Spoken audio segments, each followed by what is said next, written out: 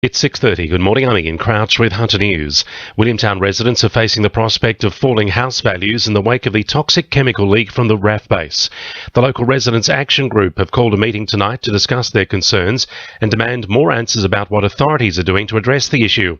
Residents say the banks have already started circling, sending in valuers to reassess the value of properties, which could put mortgages at risk.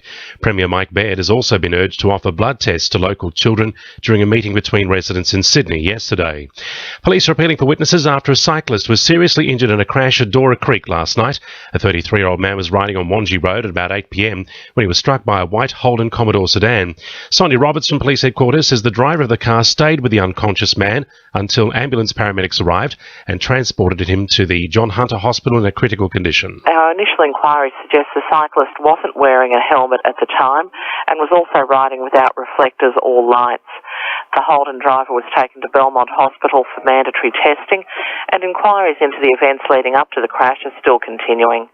Anyone who might have witnessed the crash and is yet to speak with police should contact Crime Stoppers on 1800 333 000. Calls continue for more financial support for the Hunters victims of domestic violence, with the latest crime figures supporting the need for more help to fight the problem. Around 8 people a day have been the victim of domestic abuse over the past financial year, with close to 3,000 cases in the 12 months to June. Lake Macquarie has recorded the highest number of incidents, with 730 cases over the past financial year. Greens New South Wales MP and Transport spokesperson Dr Marine Faruqi will host a Hunter Transport Forum tonight at Hamilton. The forum is being held to discuss transport options for the Hunter, including alternatives to the removal of the heavy rail line into Newcastle. Marine Faruqi says decisions about transport in New South Wales are being made without any evidence and with a heavy reliance on huge motorways. The rest of the world is moving away from huge toll roads and actually investing in public transport solutions. In Newcastle, we're seeing the ripping up of a rail line. In Sydney, cycleways are being ripped up. This is not the way to plan for future public transport in New South Wales. Urban Growth New South Wales is predicting big things for Newcastle's West End following their purchase of the store building on Hunter Street.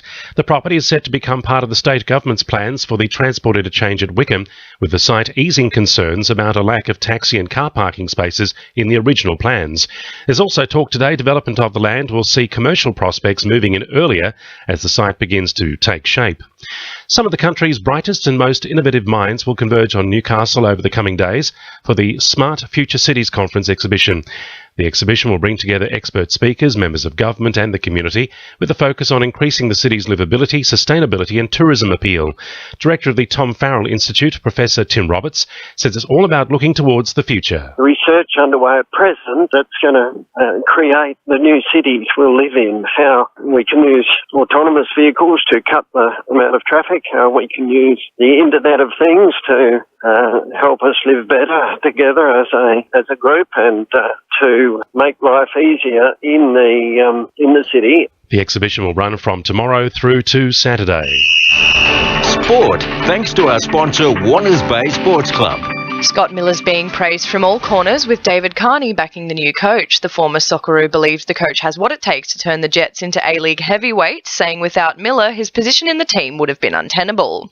The team finished this season with a wooden spoon, but Carney says Miller is already bringing the team back to life.